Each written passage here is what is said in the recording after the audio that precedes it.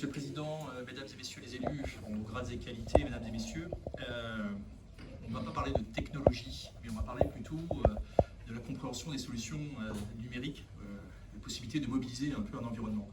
Là, Cyril a résumé en fait un peu toute la présentation, mais avant de parler, eh bien, il faut tenir compte de l'ADN du territoire. Nous partons d'un ADN, c'est aujourd'hui la région Grand Est, c'est une première région, 5121 villages de moins de 2000 habitants, enfin communes, donc 91% pardon, de moins de 2000 habitants. Donc il a fallu reprendre la réflexion de ce qu'est un hyperviseur. Un hyperviseur, avant tout, c'est un ADN territorial.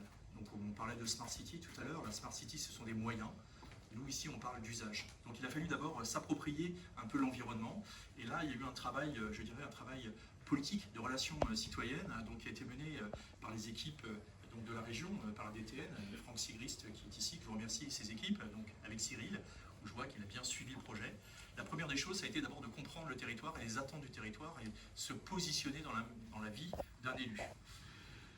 Cette première étape d'écoute était fondamentale pour pouvoir définir ce qu'on appelle le scrupulus, le caillou dans la chaussure qui a arrêté l'armée romaine, pour un maire qui est bien souvent responsable de tout, même de ce qu'il ne sait pas, sans forcément les moyens d'agir, et une réglementation de plus en plus forte. On a parlé de la qualité de l'air, tous ces événements qui nous viennent depuis 3 ans, qui bousculent un peu notre monde politique, puisqu'on va parler bien évidemment du Covid, avec la qualité de l'air qui a été l'élément déclencheur. On va parler de la guerre en Ukraine, avec la gestion de l'énergie. Donc tous ces événements externes qui sont intervenus, je ne vais pas parler bien évidemment de la dissolution de l'Assemblée, mais tous ces éléments externes qui viennent perturber le champ politique nous rendent obligatoire d'avoir de l'agilité. Et donc cette agilité, il fallait partir de la mutualisation. Autant on avait des dogmes bien précis où on recommençait tout à zéro. Là, l'idée, je dirais, a été la première de ce projet de territoire intelligent, de partir d'une capillarité du territoire, donc de partir du réseau Losange, de la fibre optique du réseau Lorange, pour pouvoir créer un réseau.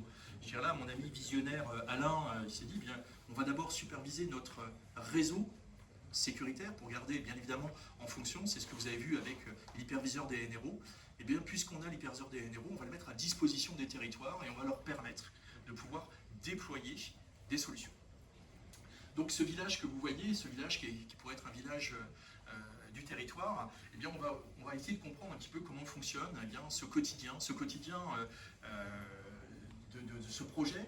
Ça va être tout simplement de dire, dans la salle des fêtes, le vendredi soir, il y a un petit peu de bruit. Lorsque je vais avoir un détecteur qui va se positionner, qui va me dire, aujourd'hui, ce détecteur va détecter une zone de bruit, va informer, mais surtout garder une traçabilité. Puisqu'on va le positionner par exemple dans le cas de la commune de Marieul, où on en a positionné un qui va permettre, je vous préviens, monsieur le maire de Marieul va vous écrire pour faire financer un mur anti-bruit avec notamment l'eau, il va vous donner une courbe où il va vous donner l'historique pendant 12 mois de l'ensemble des bruits et des nuisances sonores que sont générés sur son territoire. Donc voyez-vous, ce n'est pas uniquement de la prévention, mais c'est véritablement de la gestion des politiques publiques qui est nécessaire. Le deuxième point, c'est de comprendre un peu cette chaîne de valeur où on va se dire, dans l'école, on en a parlé, on a une obligation légale fin d'année, c'est d'équiper toute l'infrastructure de collecte est faite, puisque l'infrastructure est gérée donc, par Losange, avec notamment les équipes de Losange Altitude, donc Valérie Leglève et bien évidemment Julien Masson et Patrick Carnet, qui ont mis en place toute cette infrastructure. Cette infrastructure, derrière, aujourd'hui, le cœur de réseau étant mis en place, il n'y a plus qu'à mettre des capteurs. Donc des capteurs, pour prendre celui-ci est autonome, mais ce capteur qui est là, qui va avoir cette fonction, va se positionner dans une salle de classe et vous allez avoir la remontée des informations, température, particules volatiles, composants organiques volatiles, les CO2, etc. Et on va rentrer, et donc là c'est juste du déploiement. Là je dirais que les équipes de Losange sont prêtes, sont dans les starting blocks pour pouvoir déployer les réseaux. Toutes ces données, c'est de l'agrégation. On a parlé de données notamment dans cette troisième étape, puisqu'on est bien dans un projet collaboratif. Ce co-investissement qui a été l'engagement bien évidemment de la région, on a parlé de très affûté, mais également de Losange, de nos partenaires industriels, donc Altitude Infra et NGE, qui ont cofinancé, puisque c'est un projet global. L'objectif de ce réseau a été de dire, une fois qu'on a mis en place l'infrastructure, il faut pouvoir aussi donner les moyens de traiter l'infrastructure et ne pas recommencer. On reste toujours sur ce maître mot de mutualisation et d'agilité. Cette mutualisation, on parle d'éclairage public, on sait au travers de l'ADEME aujourd'hui, c'est 8%, une gestion intelligente, c'est 8%. Imaginez une commune de 3-4 000 habitants, c'est un budget de 60-70 000 euros juste pour l'éclairage public. Quand on peut économiser 10%, 15%, ça commence à prendre du sens.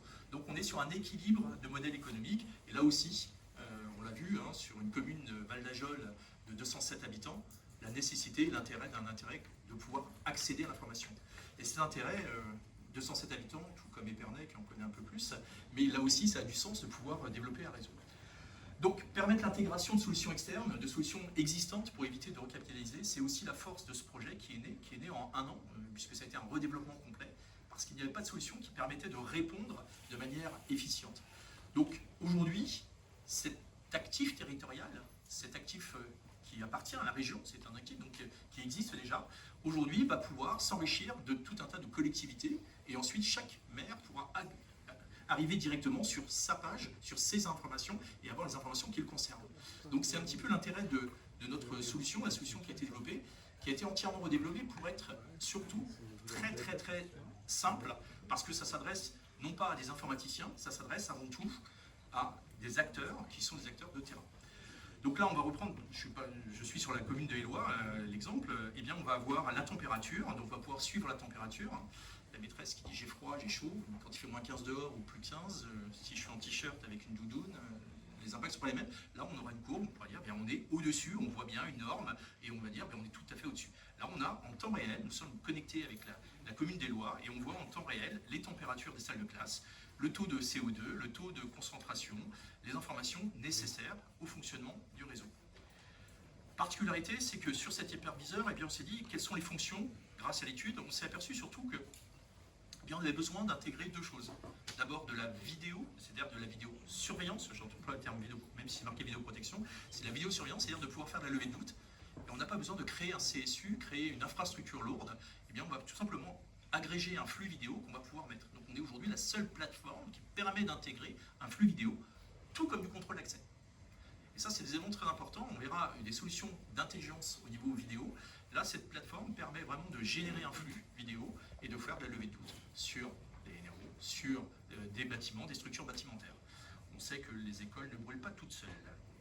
Donc, l'intérêt aussi du système dans cette culture, pour rester dans le temps, c'est qu'on l'a bien compris, c'est de l'agilité. Donc, une mutualisation de ressources, puisque là, derrière, on a l'infrastructure de réseau, l'infrastructure de capteurs, et surtout cette capillarité qui nous permet de récupérer toutes les infos. Le point, c'est, on l'a vu dans l'expression des besoins qui ont été faits par Cyril, que ce soit la gestion d'un réseau sur des crues. Il y a quelque temps, il y avait 1 mètre d'eau dans les rues de Remiremont, si je me souviens bien. Eh bien, ces capteurs sont mis en amont, permettent de détecter en avance. On va mettre au-dessus d'une rivière, au-dessus d'un bac, au-dessus d'une poubelle qui va être relevée à 6 h du matin du verre face à l'habitant de la liste d'opposition. Ce sont des choses qui arrivent, on le connaît tous en tant qu'élus. Donc ce genre de choses, c'est malheureusement du quotidien, et ce quotidien, on peut y répondre tout simplement en allant positionner les capteurs. Le gros avantage, c'est que toute l'infrastructure est existante et aujourd'hui est à jour et fonctionnelle. En résumé, Monsieur le Président, Mesdames et Messieurs, l'hypervision Losange, c'est avant tout une infrastructure de transport sécurisée, souveraine, parce qu'on garde bien la maîtrise des données au niveau du territoire. On est véritablement dans un schéma de cybersécurité, on parle de NIS2, cette mise en conformité, là aussi la sécurité, on transporte des informations qui ne sont pas des informations très essentielles, mais qui pourraient perturber le champ des possibles. Et donc derrière, eh bien, toutes ces solutions tierces peuvent s'agréger. Donc ça veut dire qu'aujourd'hui, en faisant l'inventaire, que ce soit de la GTC des établissements scolaires ou de la gestion d'équipements actifs comme des stations d'épuration ou des stations de relevage, eh bien, tous ces équipements déjà actifs, on va les intégrer dedans pour pouvoir en faire un modèle d'exploitation.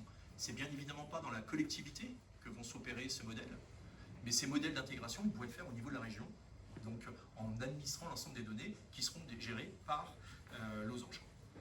Donc, Monsieur le Président, bien évidemment, pour ne pas abuser de ce temps, je crois qu'on a tous compris que le soleil se lève toujours à l'est. C'est le premier mot que j'ai appris quand je suis arrivé ici par Alain, qui me l'a expliqué. Et je crois qu'on a essayé dans ce développement de pouvoir vous montrer que toute cette énergie qui a été déployée depuis 1 an et demi, ce qui est un record dans le domaine du déploiement, a été faite uniquement parce qu'on a eu des acteurs qui ont été motivés et qui ont voulu travailler ensemble. Et je dis bien voulu travailler ensemble. Donc merci beaucoup, et je vais passer la parole donc, à Guillaume Rochette, d'Ubicité, qui le directeur général, qui va nous parler justement d'innovation, et donc ces innovations qui peuvent être intégrées dans le champ des possibles au cadre du projet FUTE. Merci. Je vous remercie.